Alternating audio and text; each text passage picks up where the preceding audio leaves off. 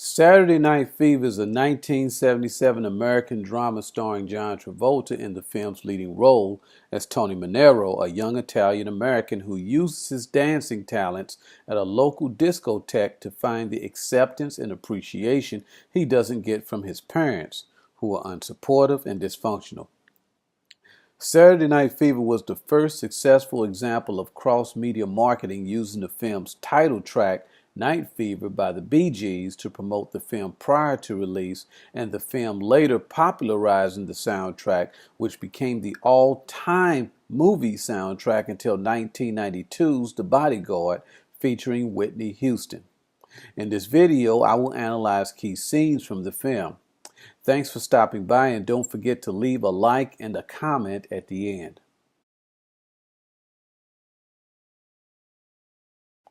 Tony Manero lives in an Italian working-class neighborhood. His home life is dysfunctional. His father is out of work. His mother wishes he could be like his older brother Frank Jr., who left home and became a priest. Tony is in his room grooming himself to go out and taking a great deal of care in matching his clothes. His wall is covered with posters of famous people of that time. The Rocky poster stands out for a reason in this scene. John G. Avildsen, the director of Rocky, was also hired to direct Saturday Night Fever, but producer Robert Stigwood fired him over creative differences between the director and John Travolta. The director wanted Travolta's character to be a guy who ran around the neighborhood doing errands, but Travolta disagreed with this and wanted his character to have an edge. Travolta got his wish and Avildsen got a pink slip. So the Rocky poster on Tony's wall is the producer's way of crediting Avildsen for the early work he did on the film. The Rocky poster also serves as a metaphor for Travolta's character, Tony Manero. Like Rocky, is an underdog, and being rejected by his mother fuels Tony's determination to be the best dancer.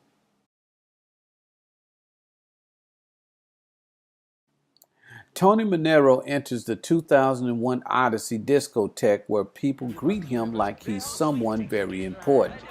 Stephanie asks him to dance, and when they get on the dance floor, he's the center of attraction. Clearly the best dancer in the club. When he leaves the dance floor to rejoin his friends, a chubby girl named Doreen comes up to ask if she could wipe the sweat off his forehead. In this club, unlike his job at the paint store and his home, Tony's respected and appreciated. Also note the leitmotif or musical themes associated with the characters in this scene. Tony makes a dramatic entrance to Beethoven's Fifth.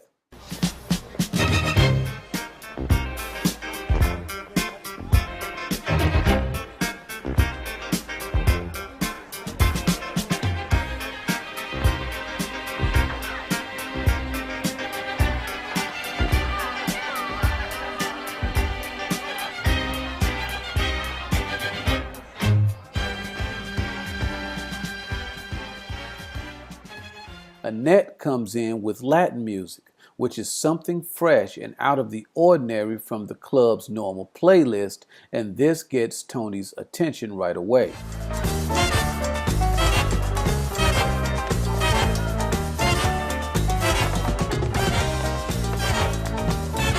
Joe, yeah, you know that girl? No? You ever see her before? No. Tony and Annette are dance partners, and they are at the bar discussing the upcoming contest. Tony tells her that he wants to be about his business. There is a stripper dancing on the stage, and when Tony leaves the bar, Annette looks at the dancer and then at her own breasts and smiles to herself. The way Tony had been looking at the stripper, Annette figures that she can conquer Tony with her body and make him her man.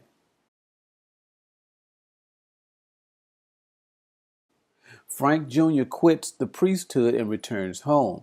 His parents are disappointed by this because they took a great deal of pride in him being a priest. When Tony asks him why he decided to quit, Frank tells Tony that he only wanted to be a priest because it was what their parents wanted him to be. Frank leaving the priesthood makes Tony feel better about himself because their parents can no longer make him feel like he's a loser in comparison to his brother. Later, Tony drops into the neighborhood dance studio and finds Stephanie there practicing. They practice together and he asks her out for a cup of coffee. At the cafe, Stephanie tells him how terrific Manhattan is. Even the people there are better.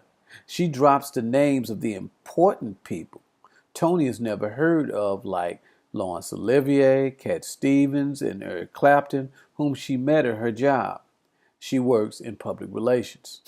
Stephanie makes herself seem superior to Tony because he lives in Brooklyn and she lives in Manhattan. Tony also plays the superior role with Annette by asking her if she wants to be a lady or a slut.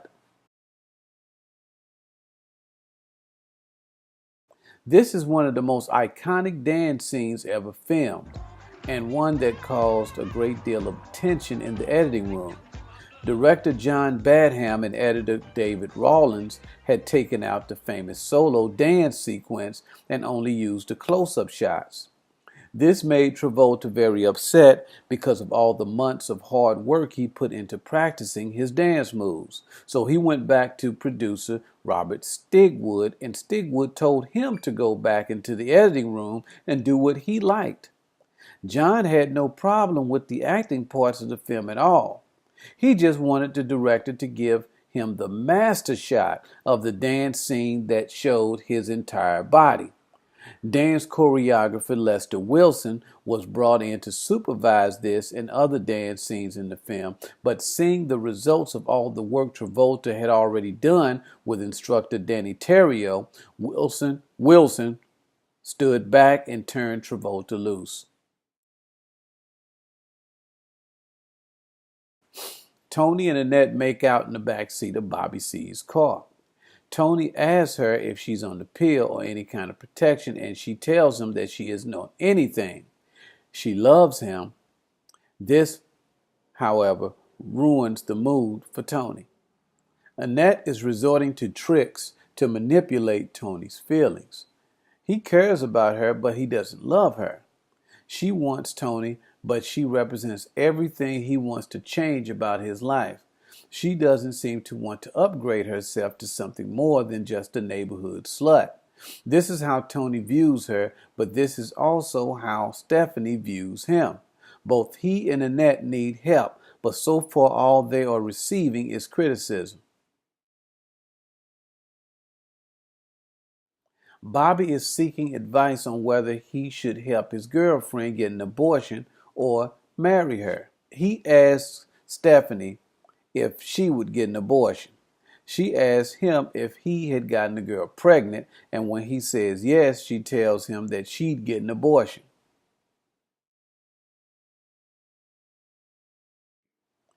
Bobby needs somebody to talk to. He got Pauline pregnant and she won't get an abortion. His family wants him to marry her, and like Frank Jr., who joined the priesthood to please his parents, Bobby C. feels forced into something that he doesn't want. He looks up to Tony, who gets fired from his job but takes it like a man. To Bobby, Tony seems to take everything in stride.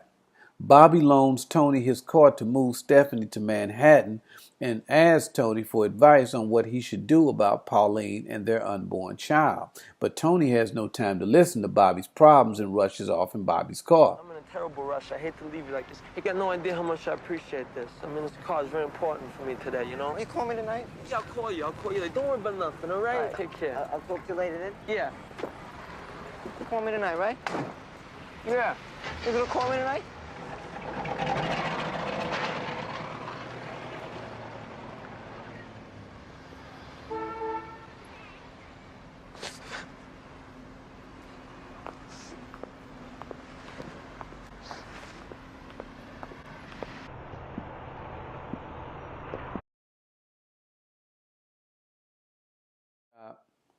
Tony lost his job to help Annette move on Saturday, even though his boss didn't want him to take off. He piles her stuff into Bobby C's car and takes the bridge out of Brooklyn to her apartment in Manhattan. She lives with a record producer who's moving out and leaving her the place. The man is much older, more experienced, and talks down to her in front of Tony. It is obvious to Tony that the man has helped Stephanie to get herself together. Tony and his friends go to the bridge to goof off. Bobby C outdoes everyone by balancing on his hands on the edge of the bridge. Tony tries to talk him down, but Bobby is upset that Tony didn't return his call. Tony and Double J try to grab Bobby, but he loses his balance and falls off the bridge. Again, the bridge is the film's symbol of a better life. Bobby probably could have made it if Tony had made time to listen to him. Sometimes people just need a hand in life. Tony crosses the bridge and goes to Stephanie's apartment to apologize for trying to force her to have sex with him earlier. He's not going back to Brooklyn. They agree to be friends and she agrees to help him. Tony crosses the bridge and confronts the realities of figuring out what to do with his life. Their handshake symbolizes the help we all need in life. So the bridge in this film is a helping hand from somebody. Thanks for watching this video, and I will see you again soon.